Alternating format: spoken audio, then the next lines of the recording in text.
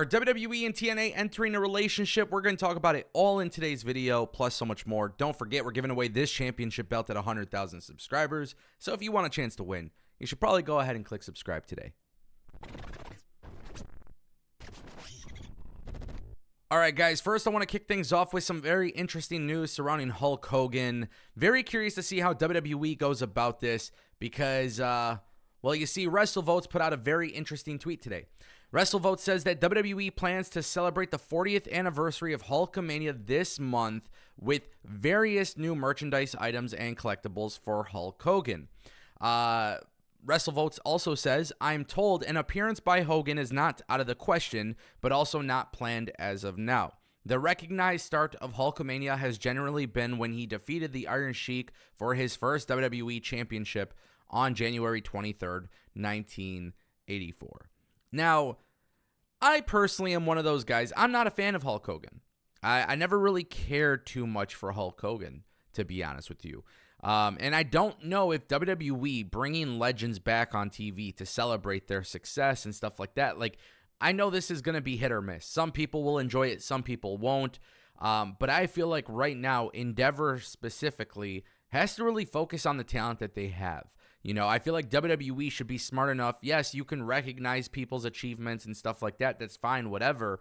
But to take TV time from somebody who, you know, we got guys like DIY or Bronson Reed or Gunther and all of these other individuals on TV that are trying to maximize their TV time. If you put Hulk Hogan on there, you know, I just feel like it kind of takes away from that. And I feel like WWE under the Triple H, Nick Khan regime has been a lot better about showcasing talent. I don't want to see them make the same mistake that Vince McMahon has made. This is one of the biggest things that I've talked about positively with AEW is that whenever they utilize legends on television, it's always there to put somebody else over or make somebody else look good.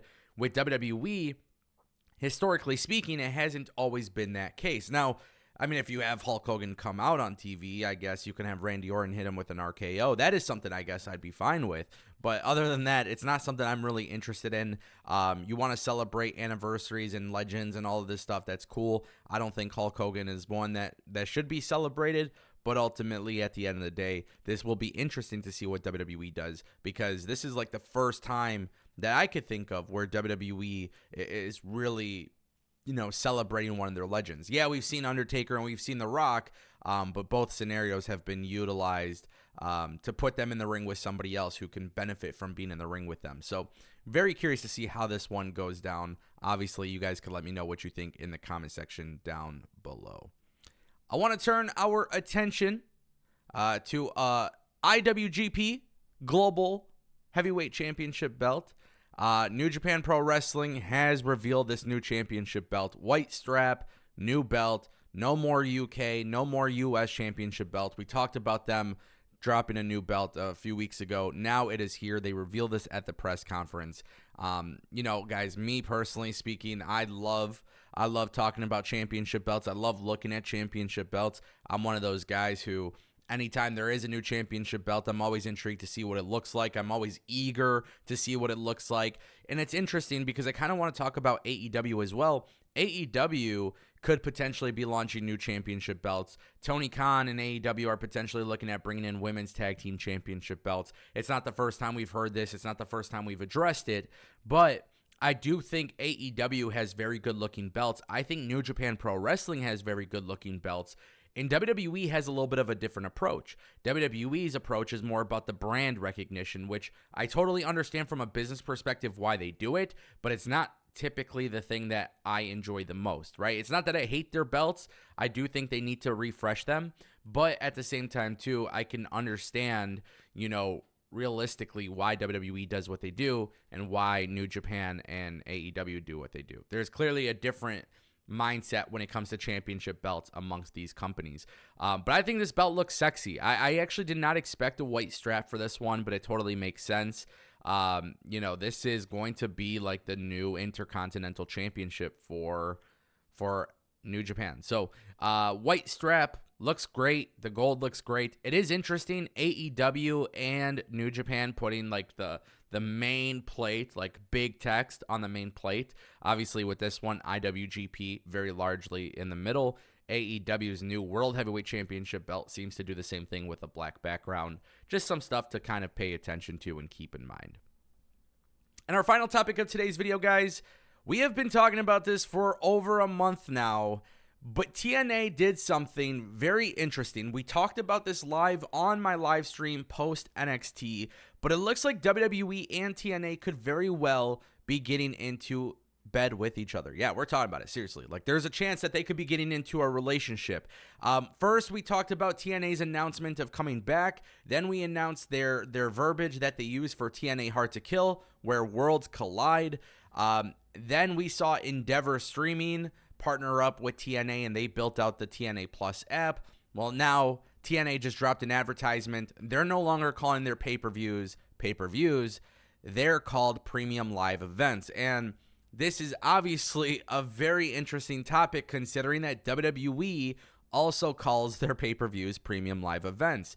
Now, there are some rumors out there. It doesn't mean that they're confirmed. It doesn't mean that it's possibly happening. It doesn't mean that it's not happening. But there is some strong rumors out there that WWE and TNA could be actually working together. Now, in what capacity? I don't know. Let's talk about it. The big rumor is that TNA and WWE could be doing a Worlds Collide event. So this idea is that WWE will be able to utilize TNA talent on television. WWE will send talent to TNA. Then there is this belief that maybe potentially WWE and TNA could be doing a pay-per-view between NXT and TNA, which I think would be pretty damn sick, just considering how many great talent are in both companies. But of course, there's a lot of talent in WWE that have come from TNA. There's also a lot of talent from WWE that are in TNA. Now, here's what I will tell you guys. Nothing is 100% confirmed. Nothing is guaranteed to happen. However, I have been told in the past, and we talked about this. This isn't new information, but I have been told in the past that WWE and TNA have a pretty good relationship as it is, right? There was a line of communication between the both. Obviously, it makes sense considering that The Rock and AJ Styles have submitted, video packages to TNA while being in WWE. There's always been like this positive relationship, if that's what you want to call it. Me personally speaking, I think it does make a lot of sense for WWE and TNA to work together. And I actually think it makes sense for both companies. However, I've said this on my live stream, it really makes sense for NXT, not for the main roster. It doesn't mean you can't dabble with both, but mainly the NXT. So if I was WWE and TNA and we're going to have a working relationship, right? Now this kind of changes the tone surrounding Naomi. We talked yesterday about Naomi possibly going back to WWE. What if Naomi never drops the TNA Knockouts Championship belt? That is something to be very considerate of for Hard to Kill, because maybe a working relationship means that she could show up in WWE with the belt. Also, another thing that I do want to kind of throw out there is that with a working relationship for WWE NXT, there's a lot of talent in the Performance Center. There's a lot of talent that are working in NXT. Some talent can utilize more ring time. And there's a lot of great talent in TNA, and there's a lot of great veterans in TNA. So it's kind of like a win-win situation. Plus, I have to mention this for those who think, well, why would WWE do it with TNA? TNA is technically a Canadian company now, right? Anthem is based out of Canada. WWE is their global footprint. They're trying to grow it. It's not that WWE needs TNA to grow, but it's WWE being able to use TNA as part of the statistics, right? Based out of Canada. Then, obviously the UK, and then there's Asia, and like all of these different areas. I think that's just WWE basically stating like, hey, we're everywhere. And that's obviously a big part of what WWE does. So very interesting stuff. I do think to a certain extent we will see some sort of relationship, whether it's NXT versus TNA Worlds Collide, I don't know, but that does excite the living shit out of me. So we will see what happens. But if you're not watching Hard to Kill, you definitely should. TNA announced the biggest signing ever. What if it's not a person? What if it's a partnership with WWE? Oh my God, it would be insane.